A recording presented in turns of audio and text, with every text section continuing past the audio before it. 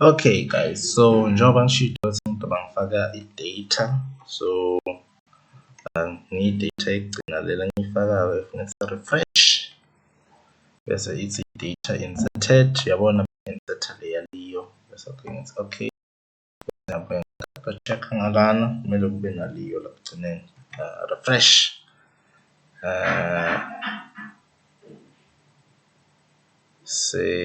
Wait isikhathi lesithi manje yabo ngiyo into lento lamavidiyo abe mathe lawo sekuba naliyo la ekugcineni. So okay guys, njengoba bengisho ukuthi lona bekungi-select, so ngizoyivala lona lento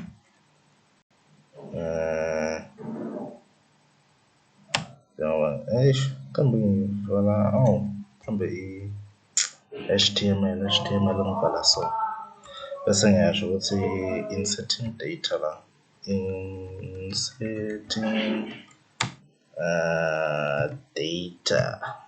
data ne bese ngiyicedzisa la ngiyayivala. Bakubita ngama-comments lokhu guys, so akumelanga kuvele, angikho sure but awuthi ngivale nani PHP la phakathi because angifuni ukuthola inkinga nje, angifuni ukuhlala inkinga. Okay, awuthi ngivale nale PHP la phakathi. Okay, yeah, so konke lokhu njengoba ngikuvalile awuthi ngivale everything, angifuni kuba nama-problems. Okay, so inserting data sesiphumile kuyo. So njengoba ngisho ukuthi nyalo sithathile afake i-data and then nyalo select. Now that one select. So select ufane create i-data ku-database, yabona. So same thing, yeah, reading data. Okay, reading data. Reading data. So same thing guys, sizosebenzisa i-PHP because sifuna kufake SQL. Okay, siyavala siyavula. So njengoba i-data sesinayo ku-database, okusho ukuthi sesingakhona ukuyi-read, right? So same thing like before, to create a statement. So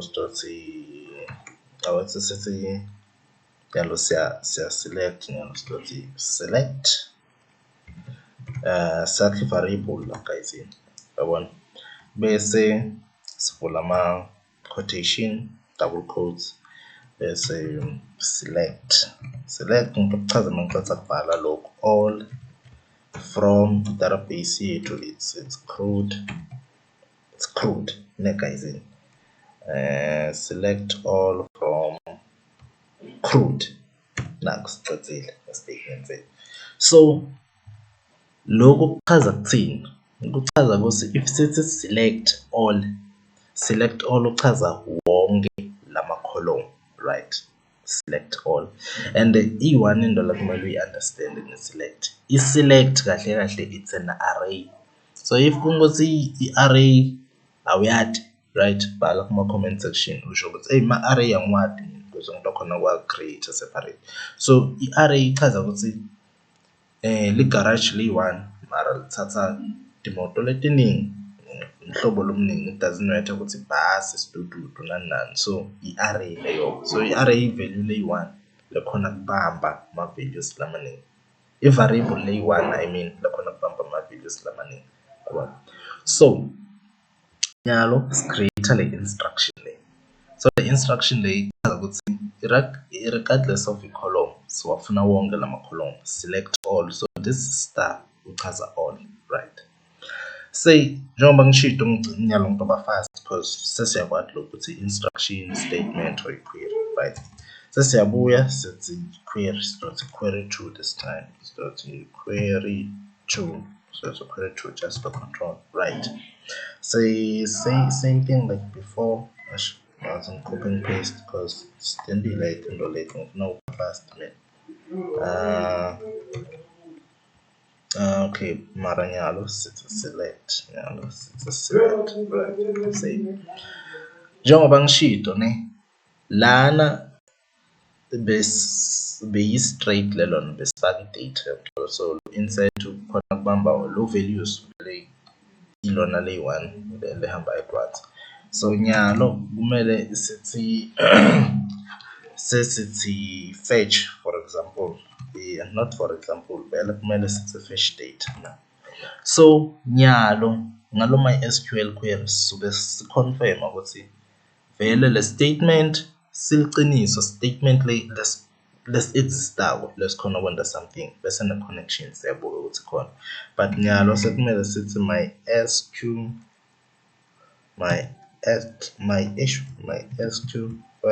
fetch array MySQL fetch array. So kumele sithi MySQL i. So la ku-result sifuna i-result yale thing yale query le, sifuna i-result yale query le. So hence lana sitofaka le variable lethini query2, let's query2. Okusho ukuthi sithini fetch simbambisa i-array yale data lechamuka la. So ngiyathembeka understand lento leyo. So if unga understand comment ku section ukuze ngizokhona uku-assista ukuze understand kahle yabona. So emva kwaloko sesiyabuya nyalo sesifuna kuyiprinta le data sibone ukuthi iyaprinteka na yabona. So kuze ingabi ne-confusion leningi ngizofaka i-condition la ukuthi thina sifuna i-data lebuya where sitosebenzisa i-ID la, where ID is equals to, let's say 5 for example, is equals to 5 yabona. Lo 5 ngicabanga ufuna this thing the way angibuka ngakhona, where ID is equals to 5, right? Sesithini sesito-create nyalo sesicreate ma-variables latobamba lama-values lawa lachamuka la ka-number 5. So i-ID ayikabaluleki ukuthi singaze siyibite, so sitobita net these 4 other things, right?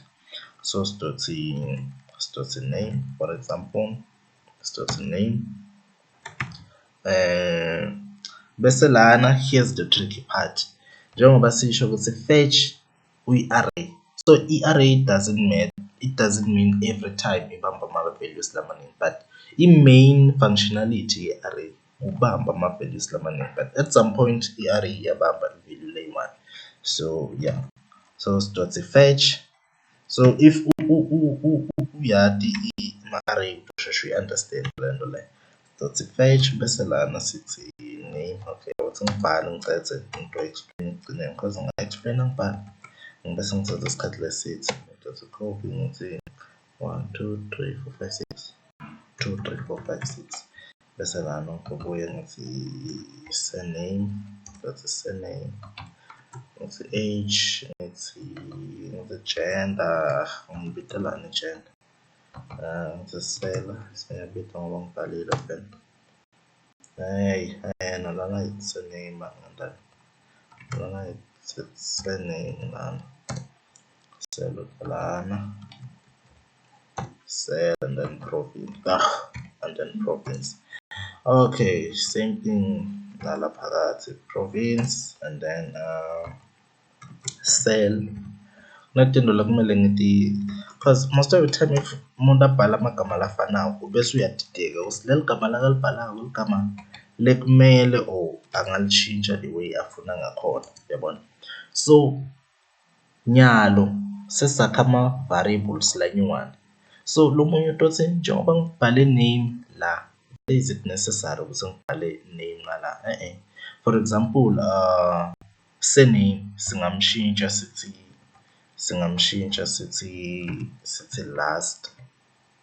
last name for example, because lana nyalo sicreate ma-variables lanyuwane bese siwaniketa ama-values, but la kumele lamagama lawa afane nalawa, because if besenda i-array lijwayelekile bekutoba ngu-0 la kusisho ukuthi sifuna position 0, position 1, position 2, but nyalo sifuna i-array already vele lineligama leli-specific yabo.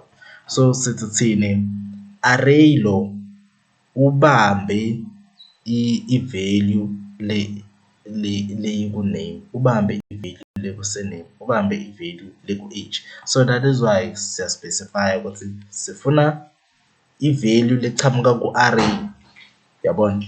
But since array i-value lechamuka ku-array ya-fetch, but since fetch unema-values lamaningi, sesiya-specify ukuthi lana sifuna ya-name, lana sifuna ya-surname, but lo fetch akashintshi because i-array leyi-1 lebambe wonke lama-values, yabona. So asigcine la, sekumele siwaprinte ukuze sibone ukuthi lento lesiyishoko vele iya-exist. So ngizobamba le line le, copy, solo ngibhala la ngimoshela isikhathi. Ngalo sengitowa-printa out ngithi echo, ngitoyibita njengoba injalo, say copy, ngikhophele lento letha so.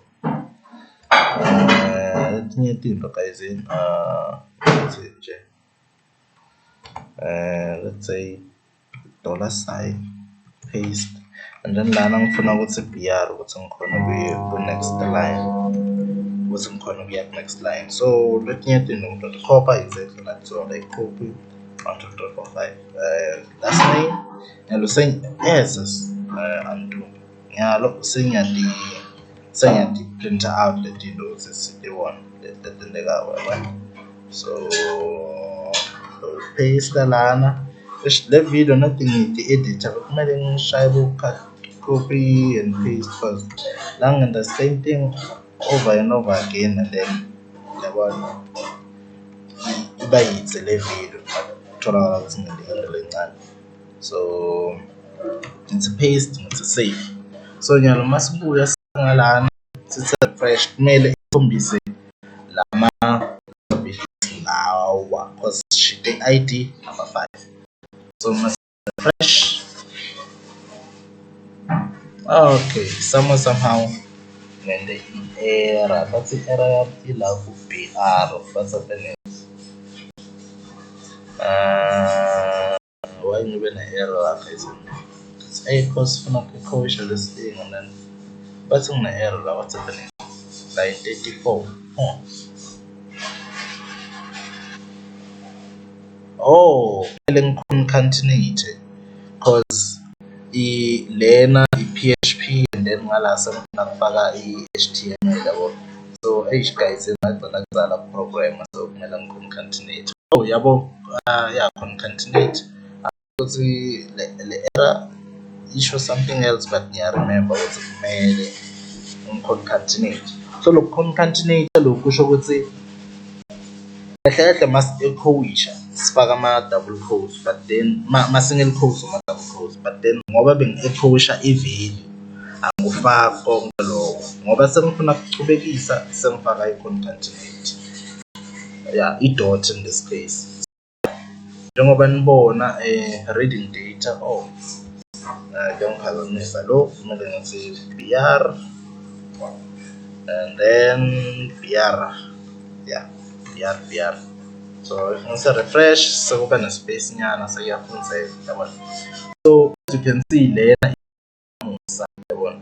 So singashintsha sithi for example 15, itosho ukuthi 15, i-15 data yaba ne-term, 15 data yaba ne-term, right? Okay, refresh i-data term wase Eastern Cape. So sometimes noma ngabe asifaki i-ID sithi mhlambe where province, for example, where province is equals to, ngiyakhumbula ngifaka i-northwest, not mistaken, save. Ngifuna kubona usivela manje, kuvela liyo base northwest. If sifaka Mpumalanga, baningi base Mpumalanga. So Mpumalanga. So njengoba babaningi, right, kumele name nyalo i-value ayisasi-1, so ayoba maningi yona automatically it's either itokunika error or kumele inde i-error yayo i-array yayo automatically, kumele yende i-array yayo automatically. Okay, inginike the gift show ukuthi i-pk best one, but then lo munye utothi yeah ani bo Mpumalanga it's the same thing lefana nelo singayifaki i-condition, right? Thina sifuna selector everyone, right? And then bese siyam display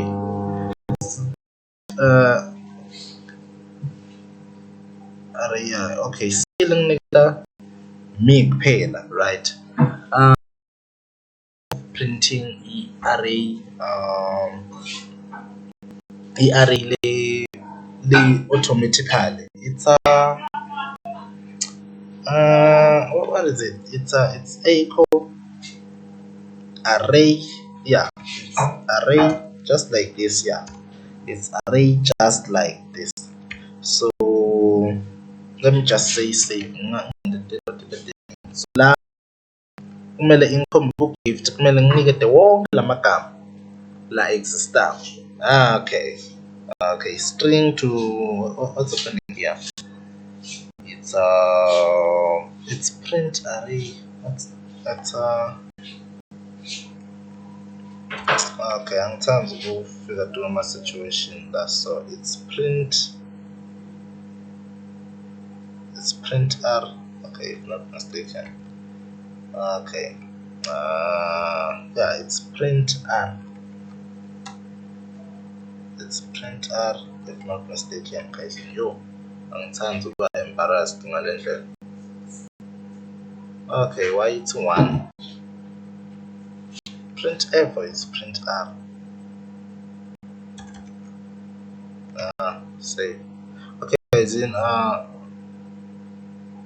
there is a way you're going to comb yonke le data, since nyalo bengiprinta la khona ama conditions ne, so ukuze le data ivele yonke at one, there is a way, so ngizoyenda separate ekugcineni ngithola. Or if interested good ufake ibona lapho ngifuna le video beyitha. So guys, this was it ne. For example, I was ngilenge name before ngihamba la, when name is equals to ngikhumbula ngifaka Mary if not mistaken. Save. Okay, what's happening? Oh, Mary shows Lumero one being but so Mary save because I should say yes all the data only. What's happening? Yeah, what's happening, guys? When name is equals to Mary, put that on Mary gone. Oh, Mary, so Mary. So why in the error when name is supposed to Mary from? Oh, where name is supposed to Mary. So